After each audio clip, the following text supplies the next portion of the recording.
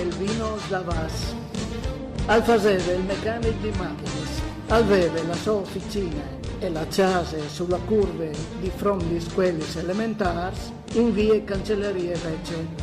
Aliere vedran e viveva con Saussure. Aliere sempre visto compagno.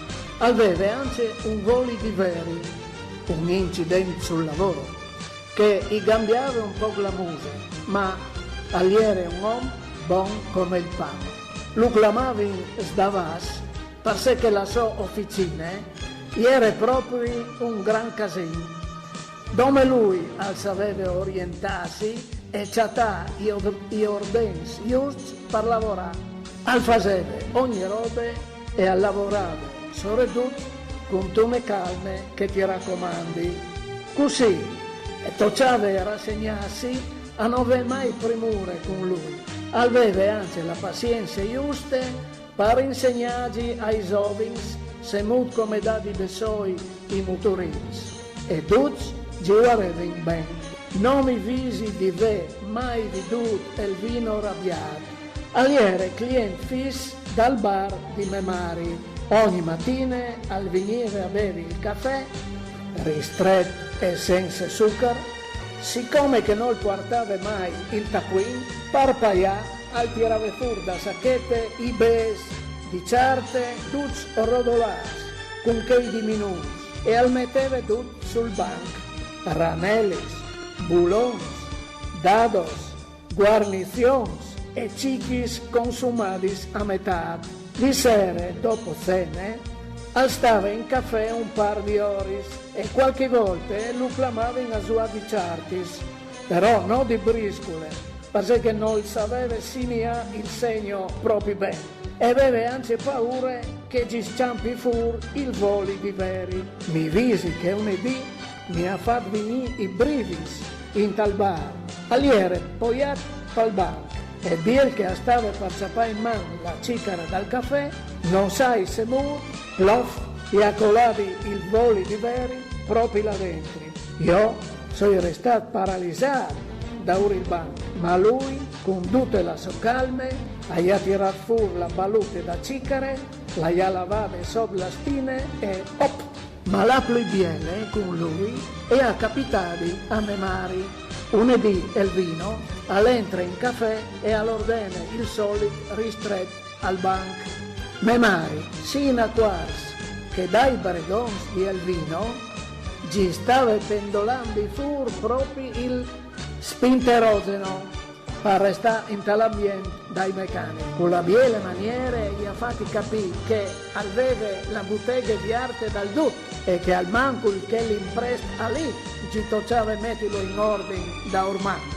Tanti dopo, quando ho saputo che egli era malato e ricoverato a Udin, io e mia madre ho singlato unedì a Ciatalo e per prime volte lo hai veduto senza tutte, aveva però conservato sempre che sua espressione di bonato e anzi, quando l'ho salutato prima di tornare a casa, non sai qual voli che aveva più illustri, o sono convinto che in ogni caso il Signore ci ha riservato lassù un posto di riguardo al buon Elvino.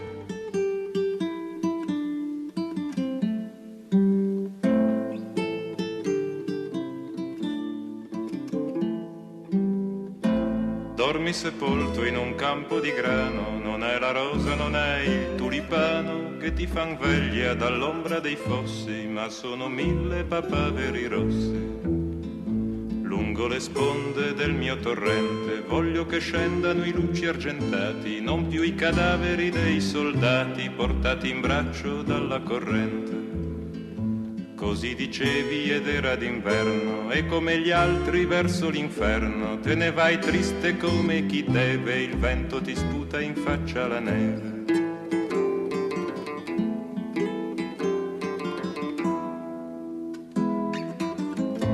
Fermati Piero, fermati adesso, lascia che il vento ti passi un po' addosso, dei morti in battaglia ti porti la voce, chi diede la vita ebbe in cambio una croce. Ma tu non lo udisti e il tempo passava con le stagioni a passo di Giava ed arrivasti a passar la frontiera in un bel giorno di primavera. E mentre marciavi con l'anima in spalle vedesti un uomo in fondo alla valle che aveva il tuo stesso identico umore ma la divisa di un altro colore.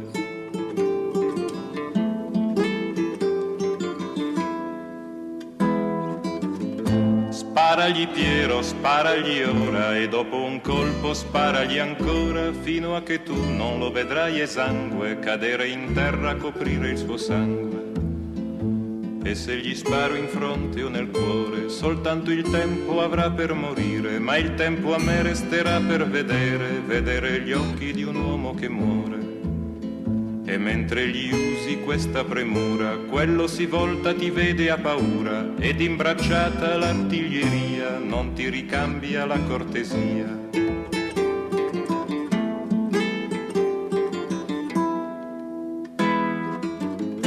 Cadesti a terra senza un lamento e ti accorgesti in un solo momento che il tempo non ti sarebbe bastato a chieder perdono per ogni peccato. Cadesti a terra senza un lamento e ti accorgesti in un solo momento che la tua vita finiva quel giorno e non ci sarebbe stato ritorno. Ninetta mia, crepare di maggio, ci vuole tanto, troppo coraggio. Ninetta bella, dritto all'inferno, avrei preferito andarci in inverno. E mentre il grano ti stava a sentire, dentro alle mani stringevi il fucile, dentro alla bocca stringevi parole, troppo gelate per sciogliersi al sole.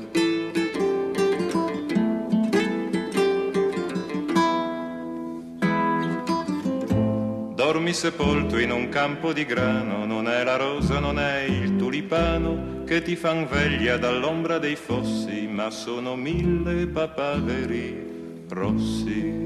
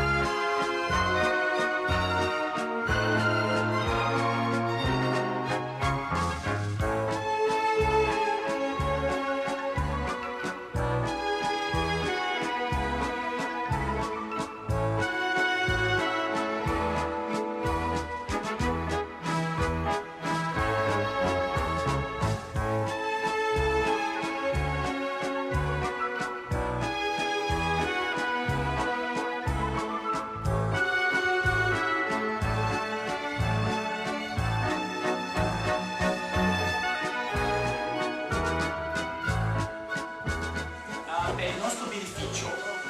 Noi abbiamo praticamente cominciato con la produzione con la pentola nella cucina di mia nonna. È stata una pentola da 50 litri con cui abbiamo fatto la birra e con un fuoco di gas più o meno per aumentare le temperature. Deciso di fare la birra, è stata un'idea all'inizio.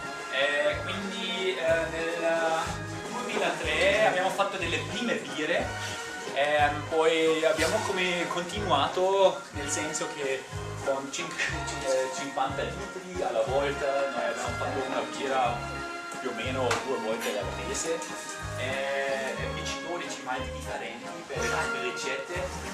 Noi utilizziamo dei lupuli che compriamo praticamente in tutto il mondo, perché ci sono questo è per esempio un malto base, nel senso è un malto che non dà tanto colore.